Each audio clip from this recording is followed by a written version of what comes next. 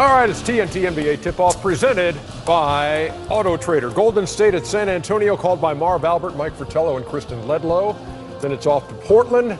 Got the Lakers and the Blazers with Kevin Harlan, Reggie Miller, and David Aldridge. Here in Atlanta Studio J, that's Charles Barkley down there. That's Kenny the Jet Smith. That's Shaquille O'Neal. I'm Ernie Johnson. University of Georgia, home of the #1 college football team in the land. Wow. Thank you very much for joining us tonight. Yeah, they're #1 in the country. I'm not saying that they're not #1, but do you, every time there's a poll out that you're supposed to scream the team #1? Come on. If I did that in basketball, I'd say it every week. I'd be, oh, the #1 North Carolina Tar Heels. This is pretty special for the University of Georgia. First of all, it's the first official poll. It is. They're ranked #1. I'll give it to I you. cannot wait either, next for 2 weekend. weeks. Yeah. Next weekend, I'll see you down on the Loveless Village. Yeah, the weekend after next. Yes. Georgia beats Auburn. Oh, my, that's going to be so much fun. Anyway, here we go. Golden State, San Antonio. You need tickets? Last time we watched Golden State and San Antonio, Western Conference Finals last year, Game 1, and that's when this happened to Kawhi Leonard, with San Antonio up 23.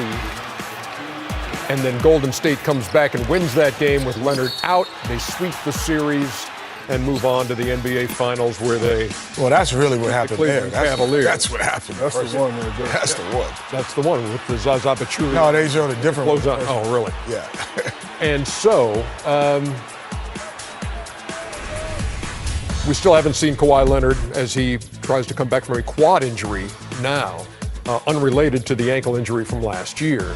They're all related, numbers in the the Auto Trader player comparison. Say what, Kenny? They're all related. You know, the ankle bone connected to, that old song. But it's all, when you hurt one thing, you kind of compensate other things most of the time, and you usually hurt something else. I actually agree with Kenny. There it is. The human body is so amazing.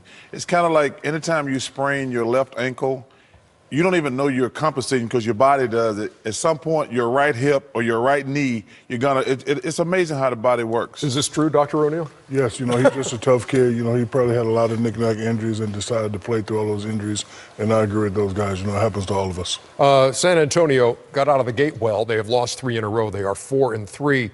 LaMarcus Aldridge has played well, but he's the only guy really putting up big numbers for this team so far in the early going. He's averaging 24 and 8, 13th in the league in scoring, shooting 50%.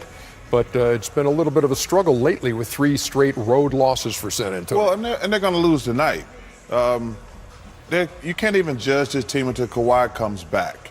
And LaMarcus, the thing he's got to do is he's got to be so aggressive when Kawhi comes back.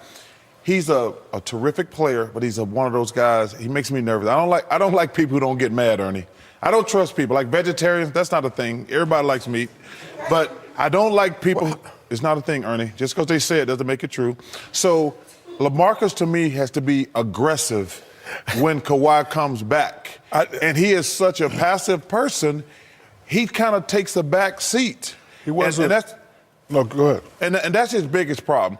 There's enough balls to go around for, like, you can be 1 and 1A, and y'all both get 25 points a night. But he's one of those guys, when he plays, he was aggressive in Portland because he was the man. But when he's in San Antonio, he is so passive. I was just going to say that. I disagree with you on the passive part. In Portland, he was aggressive. That's because he was the man. That's right. He came to San Antonio. He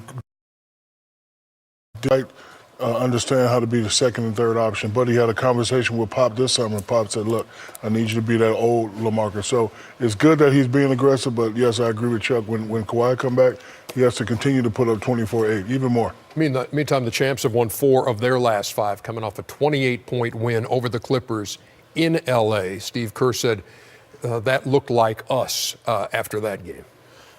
Well, I don't know, it's not a hangover. It's, I call it the fat cat-itis.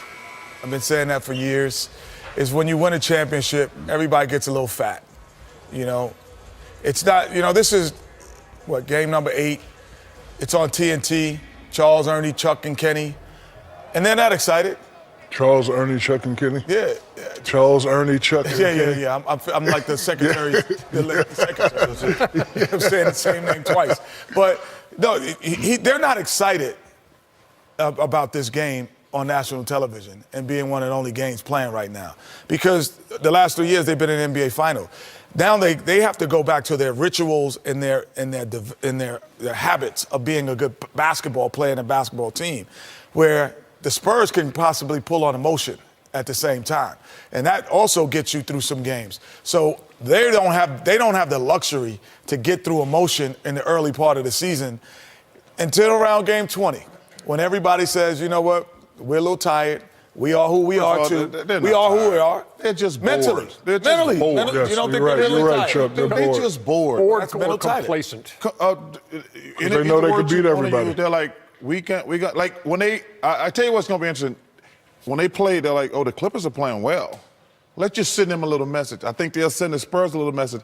But against the rest of the team in the NBA, they'll be like, these guys can't beat us. And then every now and then they're going to get nipped at the end. But they're so confident in their abilities. And the Spurs and the Cavaliers are a little different. The Cavaliers just a bunch of old geezers. Oh, now they're old geezers. They are geezers. Come on, man. You think LeBron James is shaking in his boots right now about the 3 and 5 start? But he's not shaking because there's nobody in the Eastern Conference put interfere in their heart. That's my point. But they got So a he's bunch like- of old geezers. And who, they're that's saying their the same problem. thing. They're bored too. They're bored They're too. bored. Yep, they're bored. But they got some geezers on that team. Wake up. They need to call. Some of those guys need to call Ice Cube Vegetarians for the big 89. three. You don't think they're actually vegetarians? There's no such thing as a vegetarian. Nobody doesn't like meat, Ernie. Prime form tonight. Coach. It's not a thing. Nobody doesn't like meat. Stop it. There are people. There's no people don't like meat.